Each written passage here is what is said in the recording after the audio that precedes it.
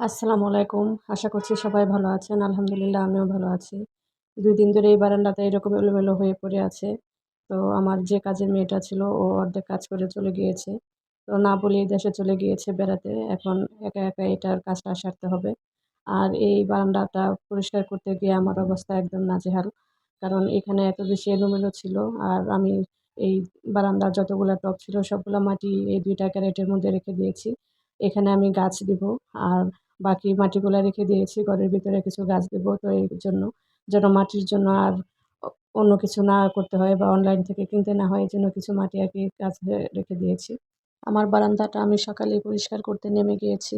আর সকালের নাস্তাটা বাইরে থেকে করা হয়েছে। তো সকালে যেহেতু নাস্তার কোনো ঝামেলা নেই, তো আমি বারান্দাটা পরিষ্কার করতে নেমে গিয়েছি। আর এখন বাজে 10:30টার মতো, প্রায় 11:30 কিন্তু বাহিরে রোদ নেই। আর দেরি করে রৌদ্র উঠেছিল, দুপুরের পরে একদম রৌদ্র উঠেছে। বারান্দা পরিষ্কার করে একদম গোসল সেরে তারপরে আমি ঘরের কাজে হাত দিয়েছি, বিছানা গুছিয়েছি, তারপরে ঘর মুছেছি। আর হুট করে কাজের মানুষ চলে গেলে দেখা যায় অনেক বেশি ঝামেলায় পড়ে যেতে হয়। ঘর গোছানো, ঘর মোছা তো এগুলা করতে, করতে অনেকটা সময় লেগে গিয়েছে। আর দুপুরের রান্নাটাও কিন্তু অনেক দেরি হয়ে গিয়েছিল আমার। শুক্রবার দিন যেহেতু ছিল, তো শুক্রবার দিন দেখা যায় রান্নাটা আগে করার চেষ্টা করি, আগে, আগে শেষ করার। আর মাঝে, মাঝে কাজের ঝামেলা হলে দেখা যায় আর সেটা পারি না। তো আমার এইটা একটা বিছানার চাদর তো সবসময় বিছাই। কিন্তু বালিশের কভারটা অন্যরকম থাকে। কারণ বালিশের কভারটা আমার যে মাপের এখন বালিশগুলা আছে সেটাতে হয় না। তো এটা আমি এখন আবার বড় করে নিয়েছি যেন এটাতে ম্যাচিং হয়। আর এটা আমার একটা কমফোর্টার সেট ছিল একসাথে কেনা ৫ পিসের। তো এইগুলা আমি ব্যবহার করছি প্রায় ৩ বছর হয়ে গিয়েছে। এই বছর হলে ৩ বছর হবে। তো আমার এইটা খুব বেশি ভালো পড়েনি। কালারটা নষ্ট হয়ে গিয়েছে। বিছানার চাদরটা তো একদম ফেড হয়ে গিয়েছে। তো কমফোর্টারটাও খুব বেশি ভালো হয়নি। আর আমি এখানে দুপুরে গরুর মাংস রান্না করছি আর পোলাও রান্না করছি। তো সাথে কিছু আর এদিকে আমি সালাডটা তৈরি করে নিচ্ছি। আর যেদিন বেশি কাজের ঝামেলা থাকে তো সেদিন দেখা যায় যে একটা না একটা ঝামেলা আরও বেশি লেগে যায়। আজকে রান্না করতে এসে দেখি যে একটুও রসুন নেই। তো রসুন ছিলে আবার ব্লেন্ড করে তারপরে রান্না করতে হয়েছে। এজন্য অনেকটাই দেরি হয়ে গিয়েছে। তো আমি খাবারগুলি আর কোনো বাটিতে নেইনি।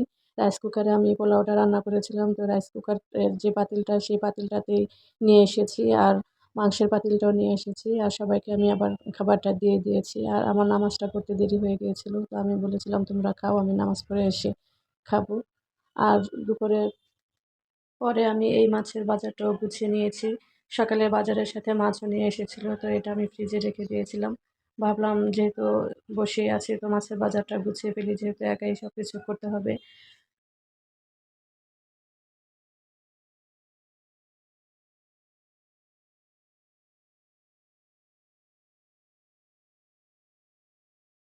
এই চিংড়ি মাছ যখন পরিষ্কার করতে গিয়েছি, তো চিংড়ি মাছের মধ্যে সবাই বলে যে জেল দেওয়া থাকে চিংড়ি মাছের মাথায়। তো আমি আসলে তেমন পাইনি। কিন্তু আজকের যে চিংড়ি মাছগুলি ছিল, প্রত্যেকটা চিংড়ি মাছের মাথায় জেল ছিল। তো আমি ভালো করে একদম পরিষ্কার করে নিয়েছি চিংড়ি মাছের মাথাগুলা। কোনো কিছুই রাখি নাই। মাথায় যে মগজ থাকে, তো এটা কিন্তু খেতে অনেক ভালো লাগে।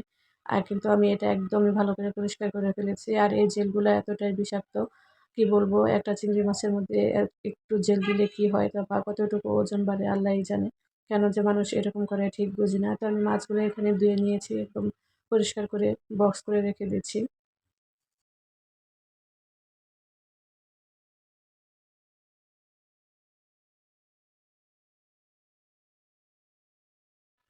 আর এই রুই মাছটাও নিয়ে এসেছিল। তো সবগুলি মাছই একসাথে পরিষ্কার করে রেখে দিয়েছি। আর আমি যখনই মাছটা পরিষ্কার করি তো চেষ্টা করি একদমই পরিষ্কার করে রাখার জন্য। যখন রান্না করব তখন বের করে যেন ২-১ টা ধোয়া দিয়ে ভালোভাবে রান্না করতে পারি। তো এভাবেই আমি সবসময় মাছটা ধুয়ে রাখার চেষ্টা করি। আর যখন খুব বেশি কাজের প্রেশার থাকে তখন দেখা যায় একটু ভালো করে ধুয়ে রাখার চেষ্টা করি যেন মাছের গায়ে কোনো রক্ত লেগে না থাকে। এই আরকি। আর আমি মাছটা সবসময় ভালো করে ধুয়ে তারপরে একটু ময়দা বা আটা দিয়ে মাখিয়ে রাখি ১০ মিনিটের মতো। ১০ মিনিট পরে এটা আমি ভালো করে আবার ধুয়ে নিই, এই আরকি। আমার বাসায় একবার কুষ্টিয়া থেকে কিছু মেহমান এসেছিল। তো এখানে একজন ডাক্তারের ওয়াইফ ছিল। আর এই ডাক্তারের ওয়াইফ উনিও ডাক্তার ছিল। কিন্তু ডাক্তারি উনি আর করেনি। উনি ডাক্তারি পেশাটা ছেড়ে দিয়েছিল। তো উনি সবসময় দেখলাম যে বলতো মাছ হচ্ছে ধোয়ার সাথে টেস্টের বিষয়। তুমি যত ভালো করে মাছ ধোবা তত মাছ খেতে স্বাদ হবে। আর উনি যখন আমার বাসায় এসে দেখলো যে আমি মাছ ধুচ্ছি তখন উনি নিজে হাতে আমার কাছ থেকে নিয়ে মাছটা ধুয়ে পরিষ্কার করে আমাকে দেখিয়ে দিয়েছে যে সবসময় এভাবে মাছ পরিষ্কার করবে। দেখবে যে মাছ খেতেও অনেক ভালো লাগে আর মাছের গুণাগুণ ভালো থাকে। তো ওনার কাছ থেকে আমি এভাবে মাছ ধোয়াটা শিখেছি।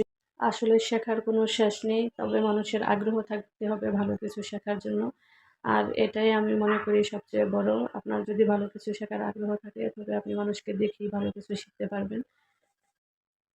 যেহেতু খুব বেশি শীত পড়েছে তো ভাবলাম বিকালে একটু স্যুপ তৈরি করি। কিন্তু স্যুপ তৈরি করতে এসে মনে হলো যে চিকেন আর চিংড়ি ২ টার একটাও নেই। তো ছোট ছেলে দেখা যায় চিংড়ি বা চিকেন না দিলে এই থাই স্যুপটা খেতে চায় না। তাই ভাবলাম যে ডিম দিয়ে দিই। তো থাই স্যুপে যা উপকরণ দেওয়া হয় সবই দিয়েছি। শুধু চিকেন আর চিংড়িটা দিইনি। ছোট ছেলে খাওয়ার সময় একদমই বুঝতে পারেনি যে চিংড়ি বা চিকেন দেইনি। তো ডিমটাই মনে হয়েছে ওর কাছে চিকেন, তো আর কোনো ডিস্টার্ব করেনি। নামানোর আগে আমি একটু ধনিয়া পাতা দিয়েছি যেন খেতে ভালো লাগে। তবে সব মিলিয়ে থাই স্যুপটা খেতে ভালোই লেগেছিল। আর যেহেতু একটু শীত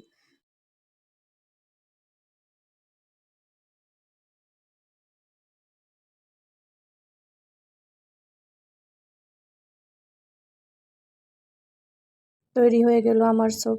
সবাইকে দিয়ে দিলাম খাওয়ার জন্য। আর আমি এদিকে স্যুপ তৈরি করার পরে বিকেলে নাস্তা শেষ করার পরে একটু কাজ করে নিয়েছি রান্না করে।